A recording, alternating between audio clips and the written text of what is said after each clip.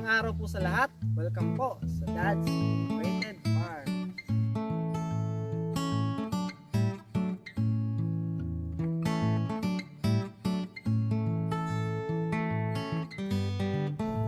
So today's video po, ipapakita po ang development ng aking farm. So actually site visit po muna tayo dito sa aking farm.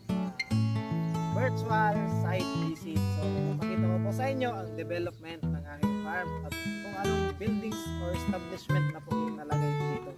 So I have 3 establishment buildings na tambayan po dito sa aking farm. So maliliit lang po ito, like ito pong napwestan ko po ngayon. Isa po ito sa buildings na meron po. So maliliit lang po, start small lang po, pero dream big tayo. So tara po, let's go! So unahin ko po muna dito po sa aking Sprout Concept na landscape. Then yan, ang ganda ng tignan, oh. So mas maganda po dito kapag naka-aerial shot. So nakatig na po dito ng aerial shot po sa aking farm. So napakaganda talaga ng take. Then yan. So unahin ko po muna ang aking buildings po. Doon po sa aking The Habit or Habit House. Small Habit House. So yan, actually ginagawa ko pa lang siya ngayon kasi gusto ko kasi garden ang ano niya eh, ang concept. May habit house and then meron din merong taniman ng mga gulay. So parang urban gardening ganyan. So yan, yung landscape diyan is edible gardening and then syempre meron diyan lupa yung ibabaw niya para habit talagang tignan. Habit house talagang tignan. So medyo pa yan eh, mga 1 week pa bago ko yan matapos. So at least nasimulan ko na ngayon. So sunod po dito sa aking itong yung tent. So yung tent na yan, hindi ko na po yung lalagyan ng bubong. May nakabang na po dyang bougainvillea.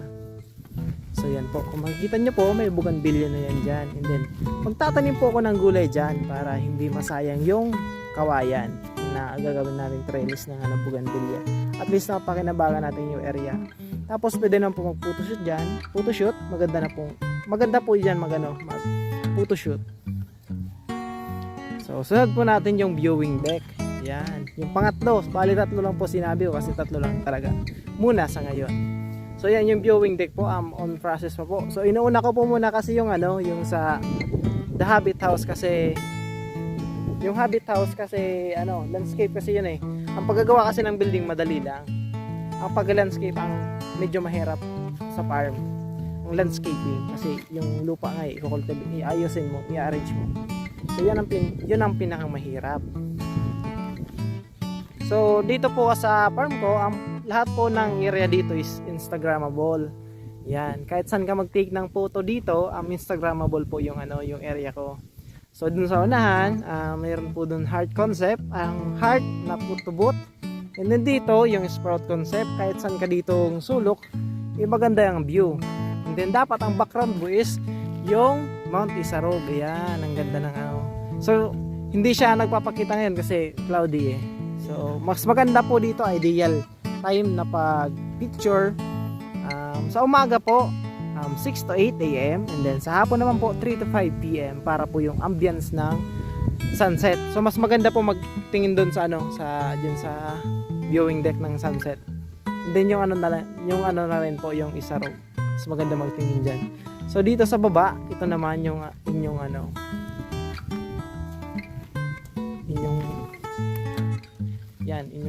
pagpipicturan. So very Instagrammable po yan. Simple lang tignan. So sa farm kasi kailangan dapat dream big tayo pero kailangan natin mag-start in small.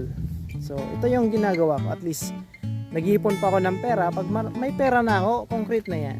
Concrete na ipapagawa ko. Same din dito sa habit house ko. So yan, tingnan natin. So ginawa ko pa lang to nung nakaraang araw.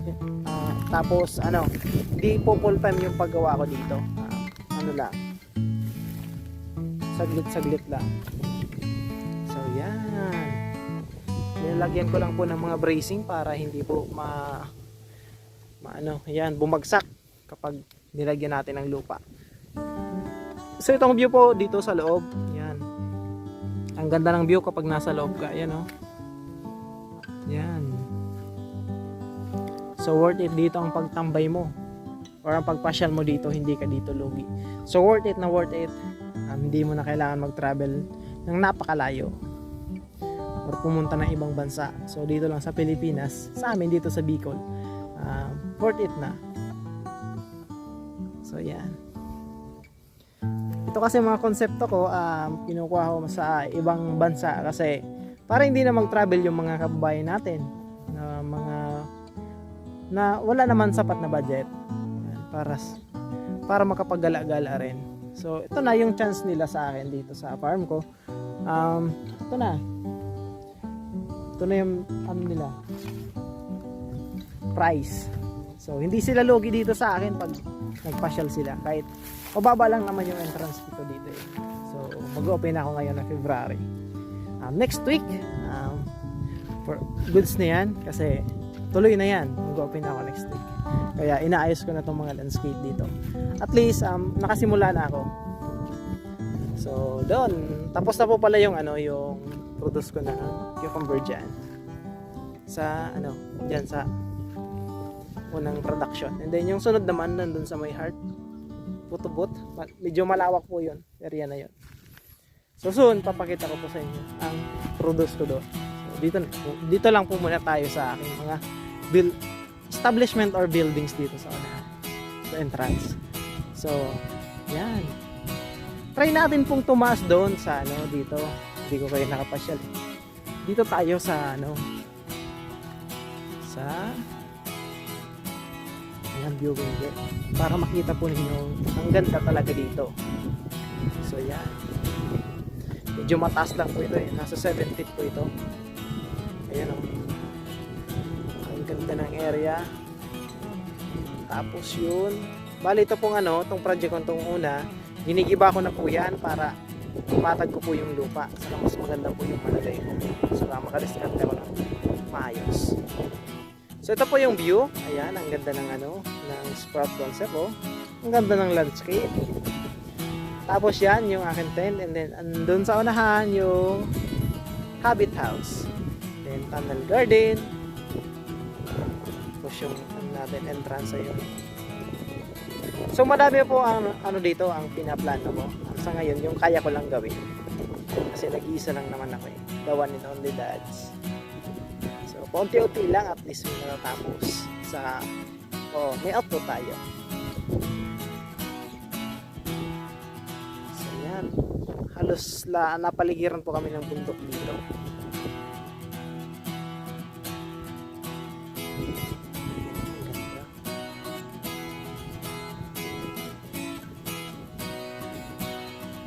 So hanggang dito na lamang po aking videos. Subaybay niyo po ang aking videos na i-upload. So thank you so much po. Thank you po.